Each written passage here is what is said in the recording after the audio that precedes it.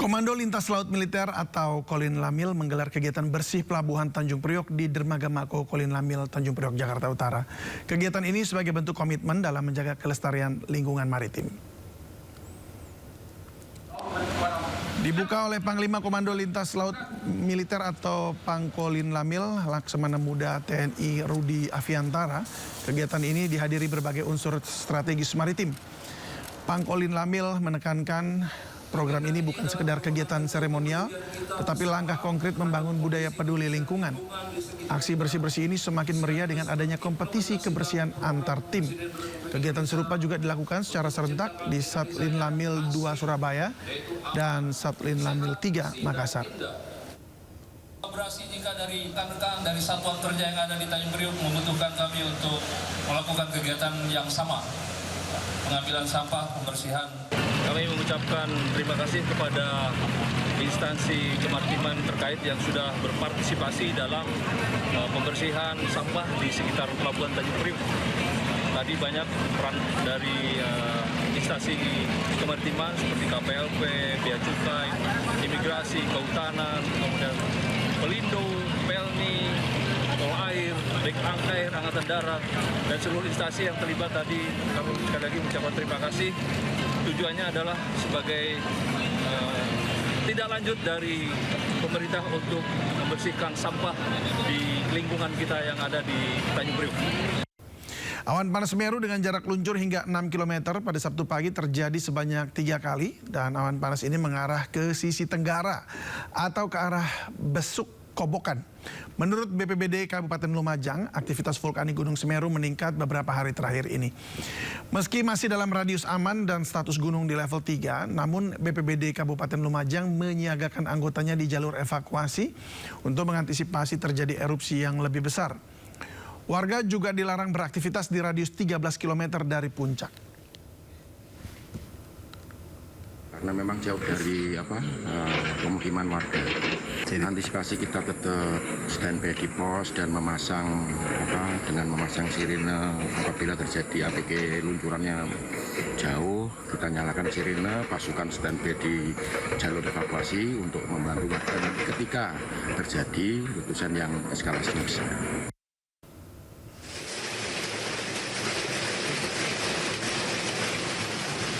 Hujan es melanda kawasan lereng Gunung Merapi di Desa Paten, Kecamatan Dukun pada Jumat siang.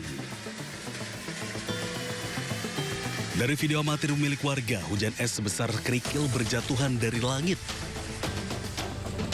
Menurut Sutarno, Kepala Desa Paten, menuturkan sebelum terjadi hujan es terlebih dahulu hujan deras disertai angin kencang.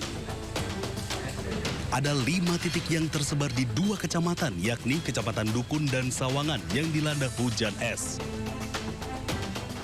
Sampai saat ini informasi yang kita terima dan hasil kaji cepat dari tim reaksi cepat kita belum melaporkan tentang kerugian. Dan harapan kami dengan hujan yang begitu lebat, kami berharap masyarakat untuk selalu waspada dan siaga. Meski belum ada laporan kerusakan, namun pihak BPBD setempat masih terus melakukan pemantauan di wilayah yang dilanda hujan es. Dari Magelang, Jawa Tengah, Puji Hartono, iNews melaporkan.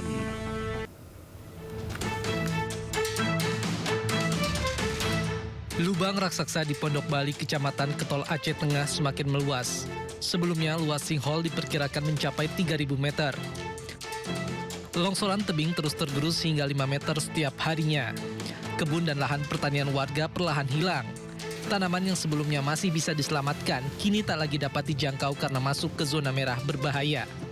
Menganalisa dulu pergerakan tanah itu, karena analisa saya kemarin, di situ masih turun, Pak.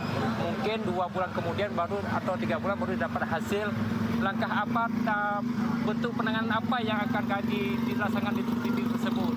Dan dipastikan segera akan kami laksanakan. Jadi kita menganalisa dulu struktur tanahnya, jangan nanti begitu kita turunkan alat berat, kita mengadakan misal pemancangan, semuanya rupanya tanah masih bergerak. Kementerian Pekerjaan Umum masih melakukan kajian untuk menentukan metode penanganan yang paling tepat dan aman. Area terdampak terus dipantau petugas untuk mengantisipasi longsor susulan yang dapat terjadi sewaktu-waktu. Dari Kabupaten Aceh Tengah, Aceh, Yusradi, iNews melaporkan. Kami tentunya sudah memerintahkan untuk jajaran kita yang ada di sana untuk melakukan pengejaran dan pendalaman karena identitasnya kita juga sudah memiliki gambaran. Kemudian bagaimana menuntaskan dan kita minta supaya peristiwa-peristiwa yang terjadi beberapa hari ini TNI dan Polri bersinergi untuk mencegah jangan sampai terjadi peristiwa-peristiwa selanjutnya. Dan tentunya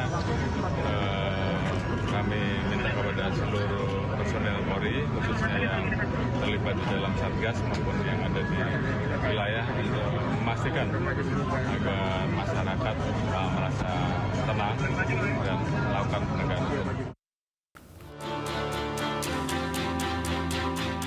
Bulan Ramadan yang penuh berkah dimanfaatkan sebagian umat Islam untuk menunaikan kewajiban zakat, salah satunya zakat penghasilan. Namun baru-baru ini muncul wacana banyak warga yang tidak lagi wajib bayar zakat gara-gara kenaikan harga emas.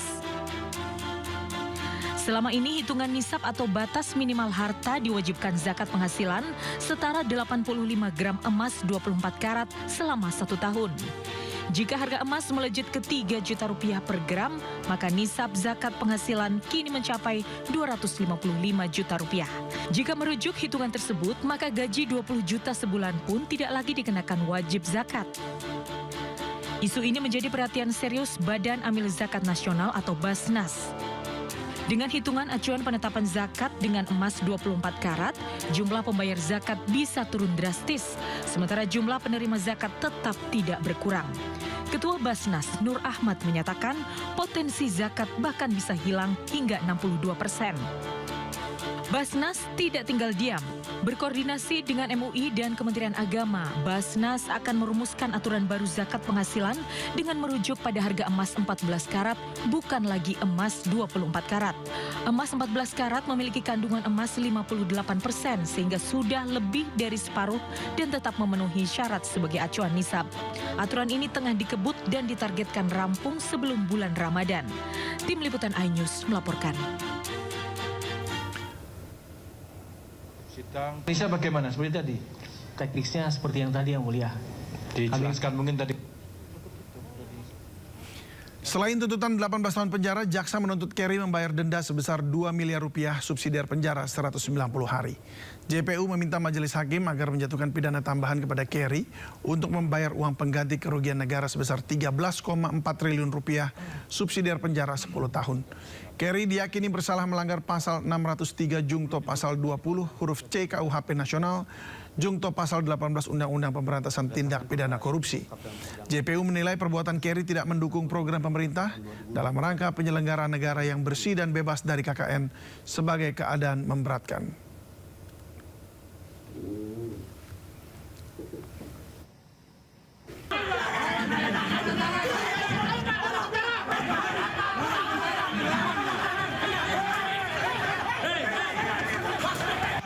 Keributan ini terjadi saat pemain dari kedua tim terlibat adu mulut di tengah lapangan.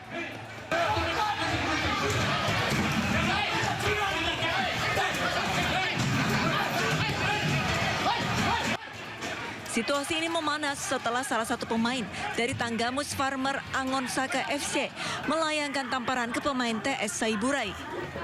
Puncak drama terjadi di menit-menit akhir pertandingan. TS Saiburai berhasil merobek gawang Angon Saka melalui skema rebound dan kemelut di depan gawang. Namun wasit menganulir gol tersebut karena pemain TS Saiburai dianggap berada dalam posisi offside.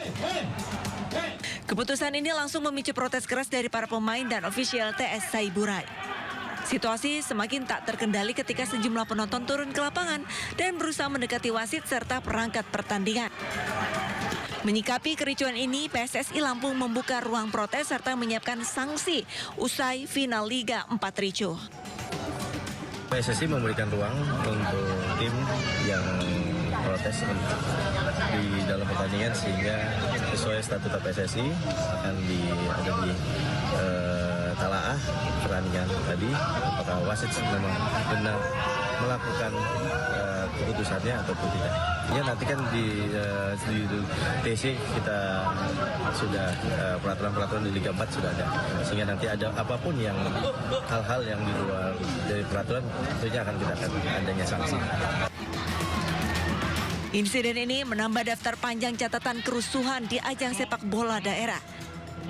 Pihak berwenang diharapkan segera mengambil langkah tegas agar kompetisi sepak bola dapat berjalan aman dan sportif. Dari Bandar Lampung, Andres Avandi, iNews melaporkan. Tolong teman-teman. Itu cowok? Iya, cowok kan. Aksi pencurian yang terekam CCTV ini terbilang nekat. Sejumlah orang terduga pelaku terang-terangan membawa puluhan koleksi batik tulis mewah karya Rahmat Aminadi di pameran kerajinan terbesar tanah air Inacraft 2026. Dari rekaman CCTV, pelaku berjumlah 3 orang, 2 pria dan 1 wanita membawa batik yang sudah dimasukkan di dalam karung. Pencurian koleksi batik mewah ini terjadi sehari sebelum pameran digelar di Jakarta Convention Center 3 Februari lalu. Total batik mewah yang dicuri diperkirakan senilai 1,3 miliar rupiah. Beberapa diantaranya merupakan batik pesanan pihak Istana Negara. Kehilangannya ada beberapa bahan batik, kurang lebih nilainya sekitar 1,3 miliar. Berupa bahan batik yang diambil dari stand dari batik yang mengikuti di acara Inacraft tersebut di JCC. Polisi telah mengantongi identitas para pelaku dan kini dalam pengejaran. Dari Jakarta, Rani Sanjaya, iNews melaporkan.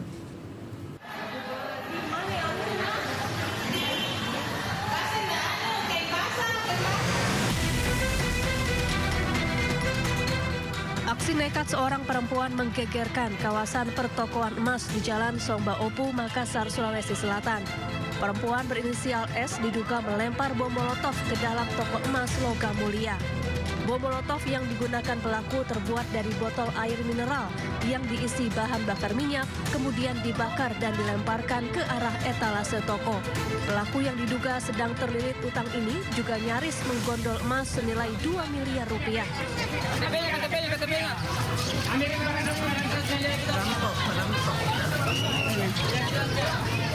Warga dan pedagang di sekitar lokasi sigap mengamankan pelaku sebelum api membesar. Polisi yang tiba di lokasi langsung menangkap terduga pelaku. Pelaku ini dia terlilit hutang, ya. Jadi kalau disampaikan dia terlilit hutang yang cukup banyak, sehingga melakukan jalan pintas untuk melakukan pencurian di toko emas. Dengan harapan nanti emasnya kalau dijual bisa melunasi hutang-hutang. Nah ini kami masih dalami hutangnya kepada siapa, dalam bentuk apa, begitu ya. Ini masih kami dalami karena sampai saat ini memang kami belum menemui pihak-pihak yang disebutkan dihutangi oleh yang bersangkutan. Untuk saat ini pelaku ditahan di Polrestabes Makassar, di tahanan khusus perempuan, dan tentu kami masih mendalami adanya pelaku lain. Barang bukti berupa sisa botol molotov dan cairan mudah terbakar telah diamankan. Sementara perhiasan emas yang sempat diambil langsung dikembalikan kepada toko emas. Dari Makassar, Sulawesi Selatan, Leo Muhammad Nur, iNews melaporkan. Pencemaran limbah kimia cair dari kebakaran gudang pestisida di Tangerang dan Tangerang Selatan berbuntut panjang. Area tercemar meluas hingga 22 km dari mulai Sungai Jelatreng, Cisadane hingga Teluk Naga. Untuk menetralisir zat berbahaya di sepanjang aliran sungai, tim BPBD Kota Tangerang dan relawan menuang 1.500 liter cairan ekoenzim ke Sungai Cisadane. Cairan yang dipastikan aman ini dapat membantu menetralisir sungai dari pencemaran.